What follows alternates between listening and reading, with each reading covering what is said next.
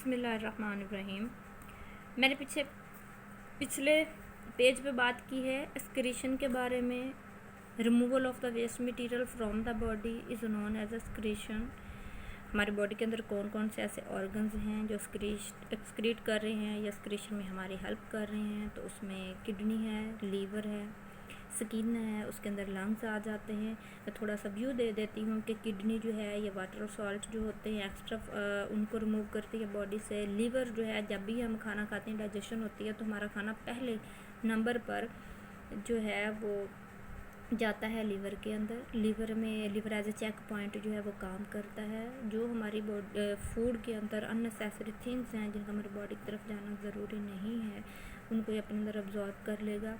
इसके अलावा स्किन है जो एक्स्ट्रा वाटर साल्ट है उसको पसीने की सूरत में, स्वेटिंग की सूरत में बॉडी से बाहर रिमूव करते हैं। और लंग्स आप जो है ये जो गैसें होती हैं जो एक्स्ट्रा होती हैं हमारे लिए टॉक्सिक हो सकती हैं, उनको बॉडी से बाहर रिमूव करने का काम करता है। जिस तरह से CO2 की अगर मैं बात करूँ तो इस गैस की हमारी बॉडी के अंदर ज़रूरत नहीं होती, क्योंकि हमारी बॉडी के जो सेल्स हैं जब वो रेस्पिरेशन का प्रोसेस करते हैं तो उसके नतीजे में CO2 बनती है। और CO2 का बॉडी से बाहर रिमूव होना ज़रूरी है, तो इसके लिए हमारी बॉडी के अंदर लंग्स हैं जो उसको बॉडी से बाहर रिमूव करते हैं।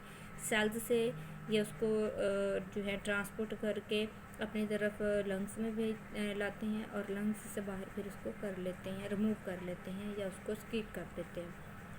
इसके अलावा बुक में जिक्र किया गया है कंट्रोल सिस्टम और फीडबैक मैकेनिज़्म का।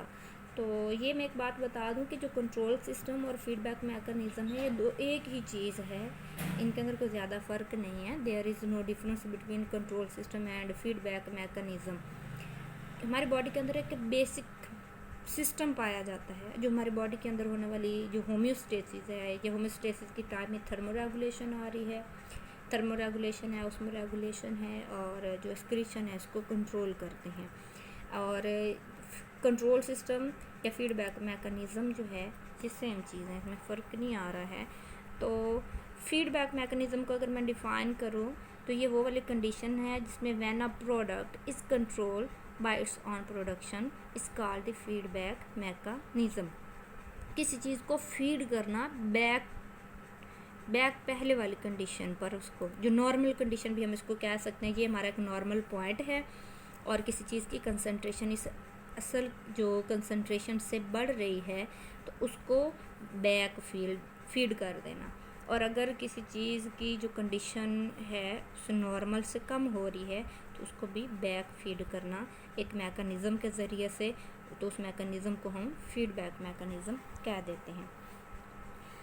और जब हम इसकी डेफिनेशन पे गौर करते हैं तो when a product is control by its own production, जब कोई प्रोडक्ट ही अपनी प्रोडक्शन को कंट्रोल करती है तो उसको फीडबैक मैकेनिज़्म जो है वो कहते हैं। एग्ज़ाम्पल में मैं ये कह देती हूँ, हमारे पास एक मैकेनिज़्म चल रहा है और उस मैकेनिज़्म में एक फैक्टर है A, और A फैक्टर हमें एक प्रोडक्ट दे रहा है जिसको हम B प्रोडक्ट कह देते हैं।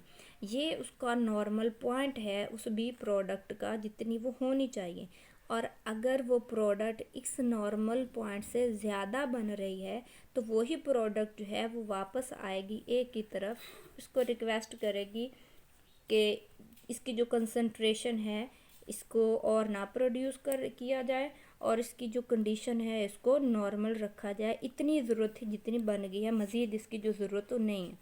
और अगर इसकी कंसंट्रेशन जो है B की वो नॉर्मल से कम हो रही है तो भी इसी को रिक्वेस्ट की जाए कि बस और प्रोडक्शन जो है वो इसकी हमें नहीं चाहिए, इतनी ही चाहिए।